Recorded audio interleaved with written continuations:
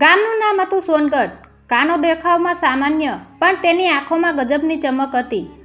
વર્ષો પહેલાં તેના પિતાનું અવસાન થયું હતું, એટલે તેની દુનિયા તેની માતા જ હતી. તેની બા આખો દિવસ બીજાના ખેતરોમાં મજૂરી કરતી અને રાત્રે થાકી પાકી ઘરે આવે ત્યારે કાનાના માથા પર હાથ ફેરવીને બધો થાક ઉતારી દેતી.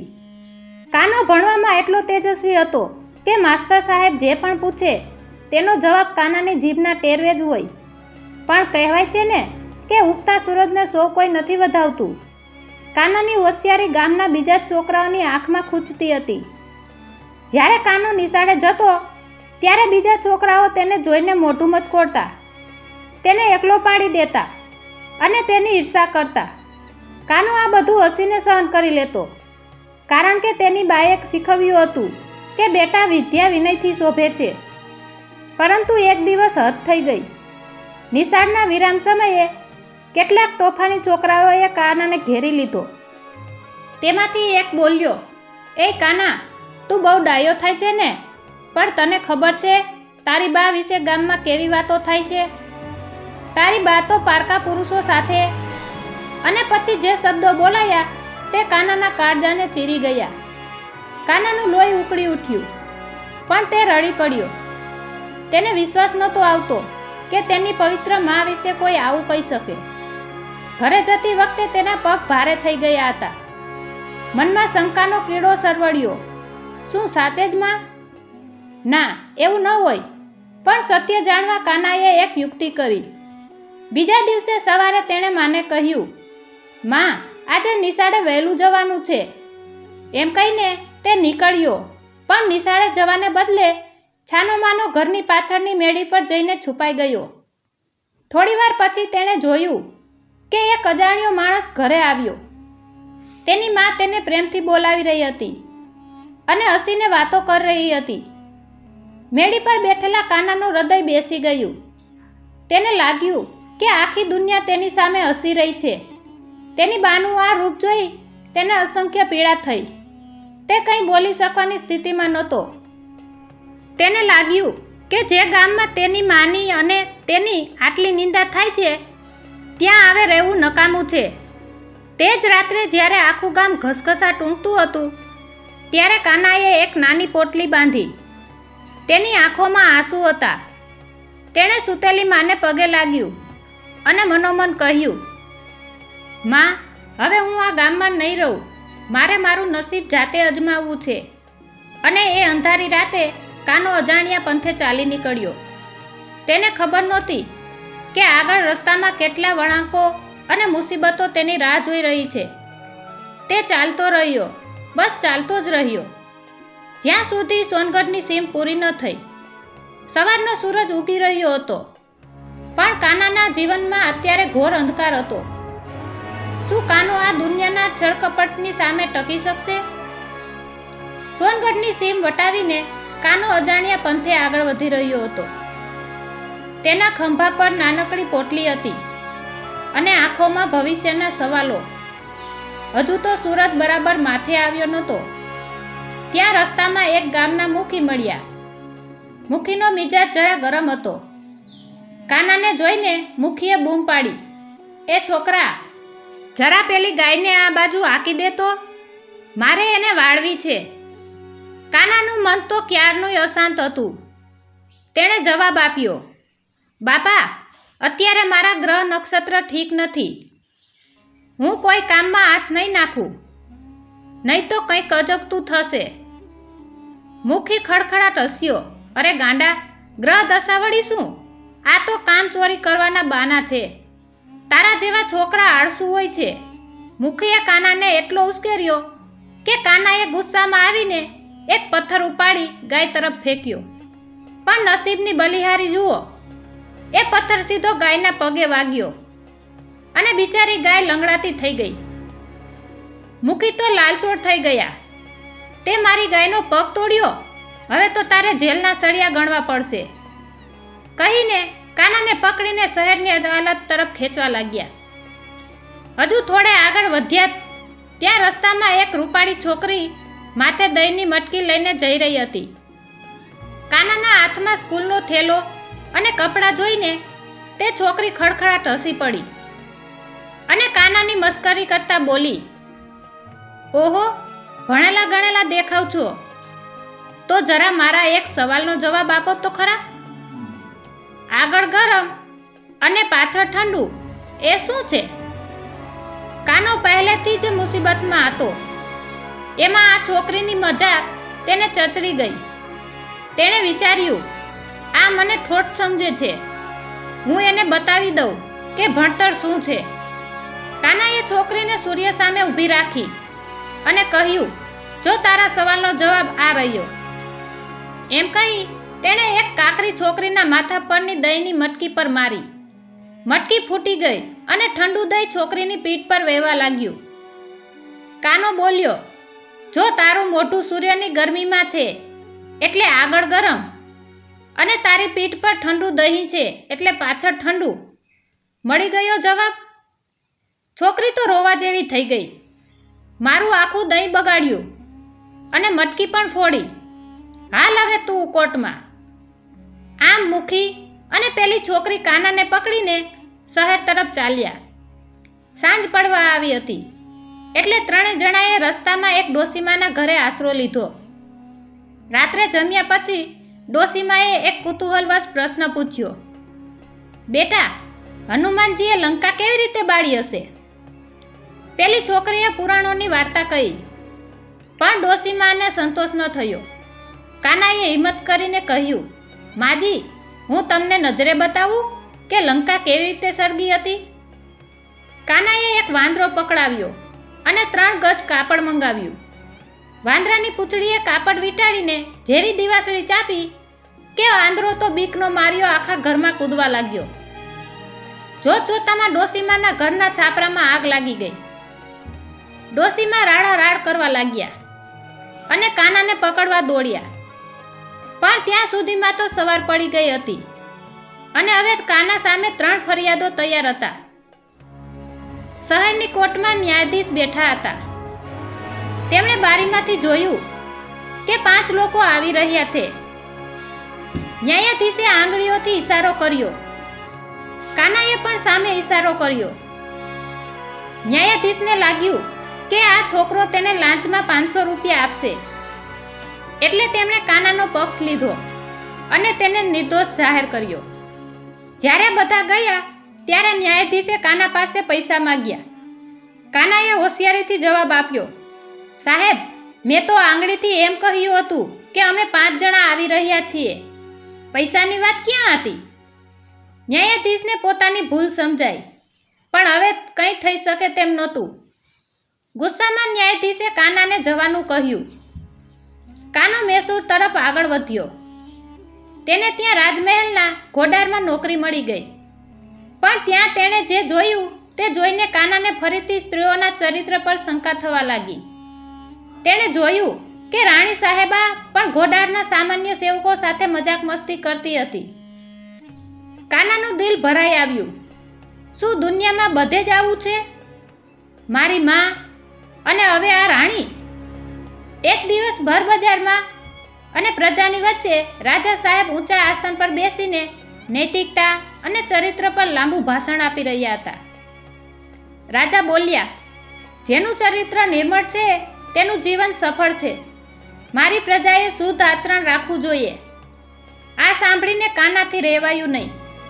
તે સભાની વચ્ચે ઊભો થઈ ગયો અને ગરજી ઉઠ્યો, મહારાજ, પ્રજાને ઉપદેશ આપવો સહેલો છે, પણ જરા તમારા પોતાના મહેલમાં નજર નાખો. તમારી રાણી ઘોડારના સામાન્ય સેવકો સાથે કેવું વર્તન કરે છે એની તમને ખબર છે? શું આજ તમારું શુદ્ધ આચરણ છે? આખું મેદાન સ્તબ્ધ થઈ ગયું. રાજાનો પારો 7મા આસમાને પહોંચ્યો. પોતાની રાણી પર આવો આરોપ! રાજાએ તરત જ આદેશ આપ્યો, આ છોકરાને હમણાં જ કોથળામાં પૂરી દો અને નદીના ઊંડા પાણીમાં ડૂબાડી દો. સિપાહીઓએ કાનાને પકડીને એક મજબૂત કોથળામાં પૂરી દીધો અને તેને નદી તરફ લઈ ગયા. રસ્તામાં એક હોટલ આવી. સિપાહીઓને ભોજનની સુગંધ લાગી એટલે તેમણે વિચાર્યું કે આ છોકરો ક્યાં ભાગી જવાનો છે. એમ કહી કોથળો રસ્તા પર મૂકીને તેઓ જમવા ગયા. કાનો કોથળામાં બંધ હતો, પણ તેની બુદ્ધિ ચાલતી હતી. એટલામાં ત્યાંથી એક ભોળો છોકરો ગીતો ગાતો પસાર થયો. કાનાએ અંદરથી બૂમો પાડવાનું શરૂ કર્યું. મારે રાજાની દીકરી સાથે લગ્ન નથી કરવા, મારે રાજકુમારી નથી જોઈતી, મને છોડી દો. પેલો છોકરો અટકી ગયો. તેણે વિચાર્યું, રાજકુમારી સાથે લગ્ન? આ તો જેકપોટ છે. તેણે કોથળો ખોલ્યો અને કાનાને પૂછ્યું, ભાઈ, તું કેમ ના પાડે છે? કાનાએ ભોળવાઈને કહ્યું, ભાઈ, રાજા જબરદસ્તી મારા લગ્ન તેની દીકરી સાથે કરાવવા માંગે છે, મારે નથી કરવા. પેલા છોકરાએ લાલચમાં આવીને કહ્યું, તો તું બહાર નીકળ, તારી જગ્યાએ હું અંદર બેસી જાઉં, હું કરીશ લગ્ન. કાનો બહાર નીકળ્યો, પેલાને અંદર પૂર્યો અને ત્યાંથી રફુચક્કર થઈ ગયો. સિપાહીઓ આવ્યા અને અંદર કોણ છે એ જોયા વગર જ કોથળો નદીમાં ફેંકી દીધો. પણ કાનાનું નસીબ જુઓ, તે તો ફરીથી જીવતો જાગતો મહેલના દરવાજે પહોંચી ગયો. રાજાએ તેને જોઈને પોતાની આંખો પર વિશ્વાસ ન કર્યો. તેણે ફરીથી આદેશ આપ્યો, આ વખતે આને જીવતો ન છોડતા. જમીનમાં ખાડો ખોદીને તેને દાટી દો અને તેનું માથું ફોડી નાખો. સિપાહીઓ કાનાને દૂર લઈ ગયા, ખાડો ખોદ્યો અને કાનાના ખંભા સુધી જમીનમાં દાટી દીધો. ફરીથી સિપાહીઓને ભૂખ લાગી અને તેઓ કાનાને ત્યાં જ છોડીને ગયા. થોડી વારમાં ત્યાંથી એક ખૂંદવાળો ડોસો પસાર થયો. તેણે કાનાને જમીનમાં દટાયેલો જોઈને પૂછ્યું, બેટા, આ શું કરે છે? કાનાએ તરત જ ગપ્પું માર્યું, દાદા, આ તો ચમત્કારી માટી છે. મારી પીઠ પર તમારી જેમ જ મોટી ખૂંદ હતી, પણ આ માટીમાં દબાઈ રહેવાથી મારી ખૂંદ ગાયબ થઈ ગઈ. જુઓ, હવે હું સાવ સીધો થઈ ગયો છું. ડોસાને પણ પોતાની ખૂંદ મટાડવી હતી. તેણે કાનાને બહાર કાઢ્યો અને પોતે એ ખાડામાં બેસી ગયો. કાનાએ ડોસાને બરાબર દાટી દીધો અને પોતે ભાગી નીકળ્યો. સિપાહીઓ પાછા આવ્યા અને કાંઈ પણ જોયા વગર ડોસાના માથા પર ઘા કરી દીધો. કાનો હવે સમજી ગયો હતો કે રાજાના મહેલમાં રહેવું જોખમી છે.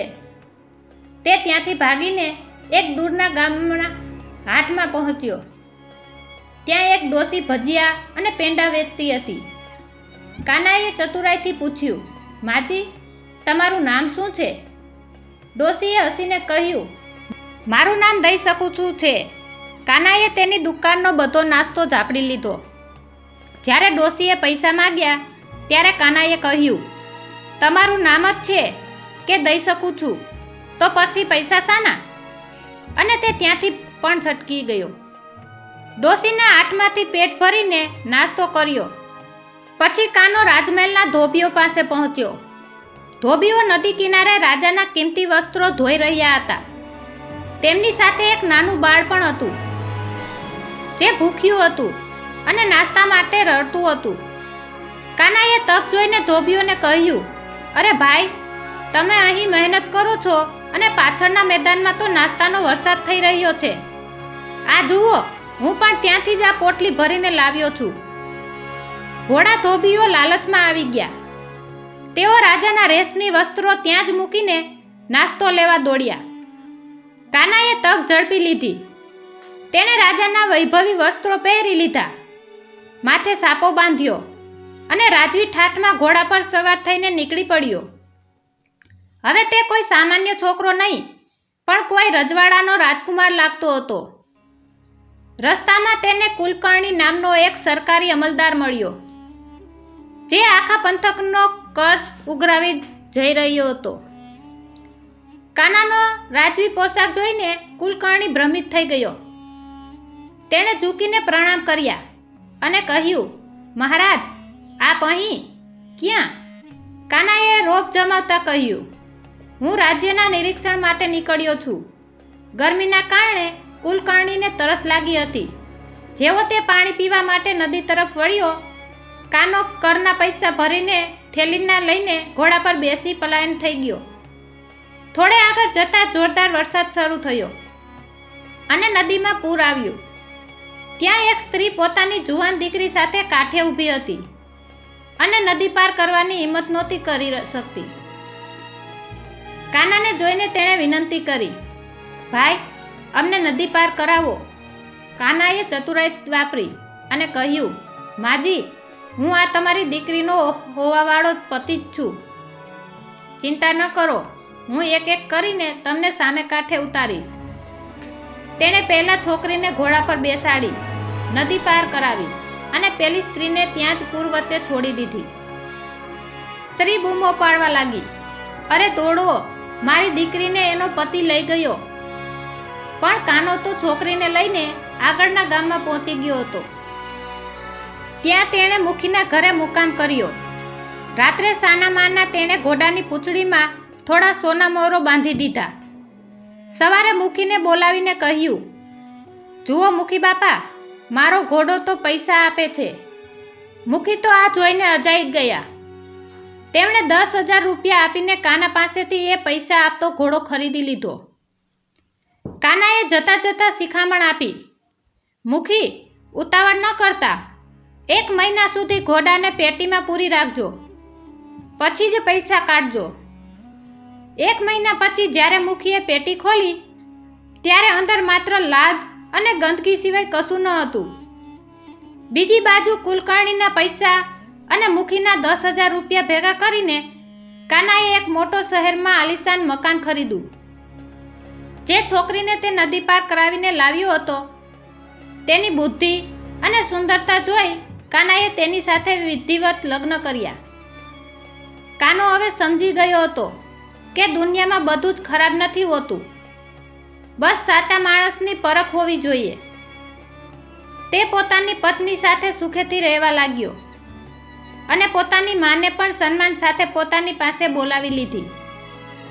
આ વાર્તા આપણને શીખવે છે કે બુદ્ધિશાળી માણસ મુસીબતના પહાડ નીચે દબાઈ જવાને બદલે પોતાની આવડતથી તે પહાડને રસ્તો બનાવી દે છે.